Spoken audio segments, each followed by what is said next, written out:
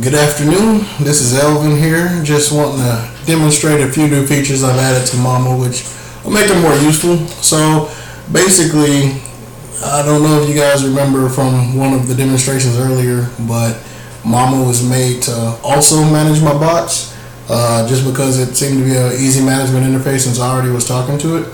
And I decided basically to go ahead and put on my supercomputers, all my nodes in my supercomputer, an instance of Mama, so that way she can control the bot execution.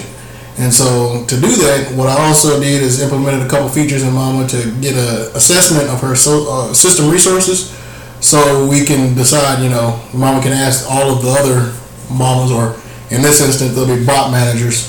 She can ask them about their system resources and then basically decide which bot manager to send a bot to, to tell a bot to dispatch a bot on is really the technical term for it, but I'm trying to make it understandable by everybody here, so bear with me.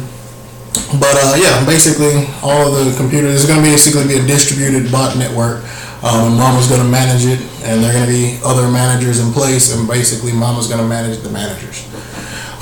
So some of the features here, you can see that these will be on the bot managers and not necessarily important for Mama, like the resources, which I'm about to show you here. She doesn't need to necessarily manage too many resources because the bots will be running on the supercomputer cluster.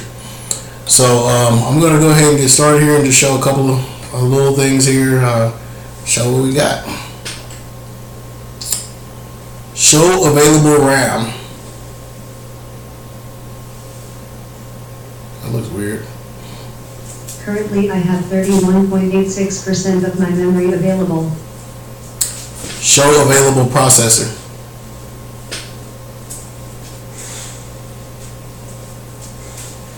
Currently I have 92.2% of my processor available.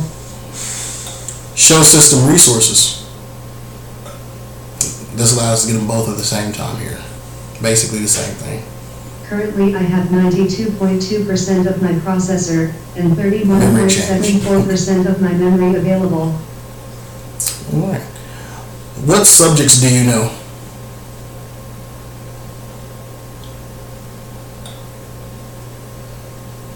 I currently know about acoustics, Albert Einstein House, Albert Einstein, astronomy, Bern Historical Museum, biophysics, book, physics, chemistry, classical mechanics, cosmology.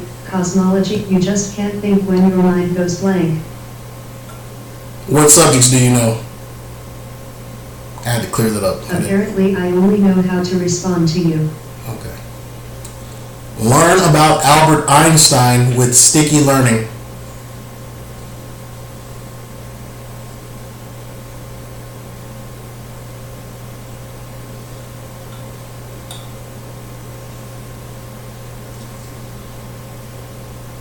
Okay, done.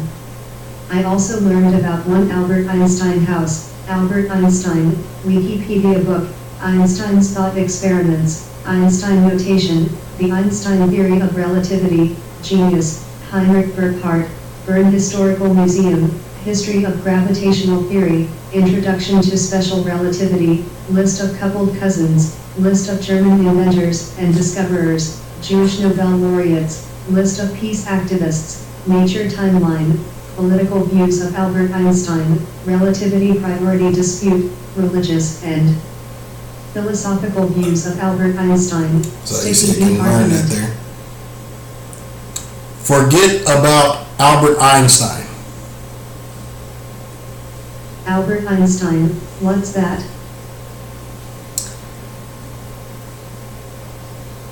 What subjects do you know? And I just basically stop listening.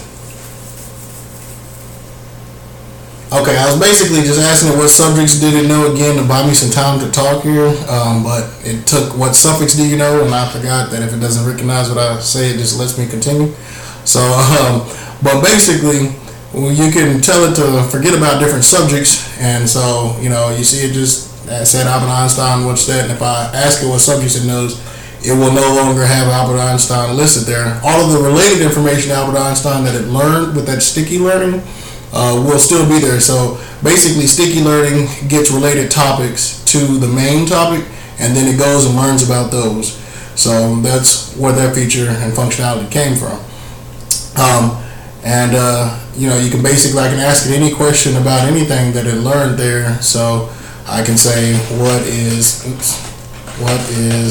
Einstein, EINSTEIN, notation?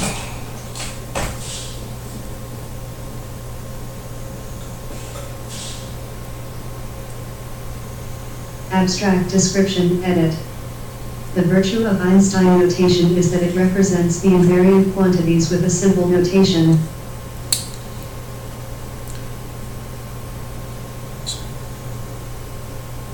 Stop listening. So next, I'm going to go ahead and demonstrate some of the robot functionality I was telling you about. I kind of didn't know if I should just jump right into it or kind of preface it with something here. So I'm going to go ahead and just ask it a basic question. That way it can, answer the question and start listening to me again so I can talk to it. So I'm going to ask it, I'm going to see, because of all the additional information about Albert Einstein, it should still be able to answer questions about Albert Einstein. So I'm going to ask it, who is Albert Einstein? As a complete experiment, I have no clue what it's going to say because the main article has been removed. So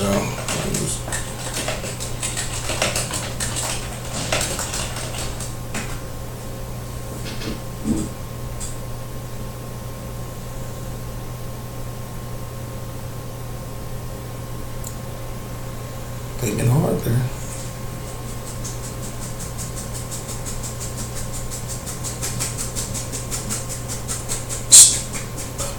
Start Walmart robot.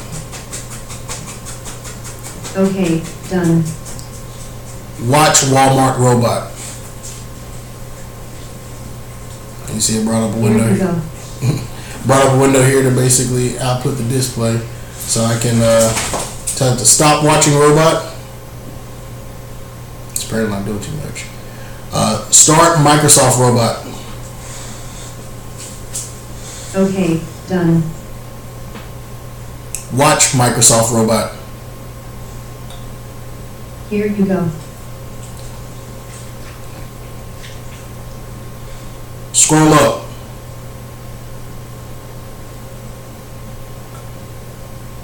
Scroll up. Scroll up. And it scrolls back down as it gets new data there, so that's kind of anticipated, just because it's supposed to. So as the new data comes in from the bot, it goes back to the bottom. It shows me the most recent messages from that robot, and these are actually robots that I wrote. So through the robot framework I wrote. So this is just basically a basic crawler bot that I just created for the purpose of this demonstration, so I can call it by Walmart, because all of my robots have really weird names. So we can see it watching the robot. We can also tell it to stop watching robot. Stop Microsoft robot. Okay, done. Watch Apple robot. Here you go. And so this robot was already running here. So you see it's still, like you can see the timestamps updating. The functionality is similar from page to page. So sometimes we'll have new data that it has added to the bottom, but you won't be able to actually see it move because it looks kind of like the old data just for a different website. So if you look at the address here or the timestamps, sometimes it'll show you, but a lot of times there is different data and you can see it move up the screen there, just like it just did there. Scroll up. I can scroll to the top for me. I can see that. Just so I don't have to touch my keyboard or do anything like that. And it already has this extra window feature that it just brought up for me. And like I said, I can just stop watching robot, and it goes away. Stop listening. Stop listening. And so I really didn't develop the speech recognition part to this. Like I said, I just basically integrated into a built-in service for the web browser. So whenever I develop my own speech recognition, I'm hoping it should be a little bit better, but honestly, these guys have amazed me with speech recognition. I was very surprised at how far it's come over years. So it's kind of amazing, but it kind of is still needing progress. It's funny, the speech recognition engine for these messages and words that I say, they basically output a confidence metric. So it tells you how confident it is that this is what was said, which is pretty cool. But yeah, so I hope you've enjoyed this video. You see, you can manage the bots really easy. You can start them, stop them, watch them. I can watch any bot. I can, do all the things I've been able to do, the sticky learning. This is about to be distributed, so there's going to be a mama on all these different computers, and basically this mama just figure out which one has the most resources and then tell it to dispatch a bot, and those mamas will be able to dispatch a bot, so that way I can have my bots managed through a central location very, very easily because, you see it here. And then I can also have them widespread and quite a bit of them. So this is going to help a lot for the search engine. I don't know if you guys remember the search engine, but basically those bots are crawling the internet to grab information for that search engine. And like I said again, these Walmart robot, watch Walmart robot. Oh, it's not listening right now. Sorry. But the Walmart, Apple, and Microsoft robot were just made for this demonstration. Here you go. Stop watching robot. Start Walmart robot. Okay, done. Watch Walmart robot. Here you go. Alright, so there you go. It had apparently stopped earlier. I guess it reached the end of its limits. But, you can start it and see it doing its thing there, all by just speaking to it. So that's really cool, I think.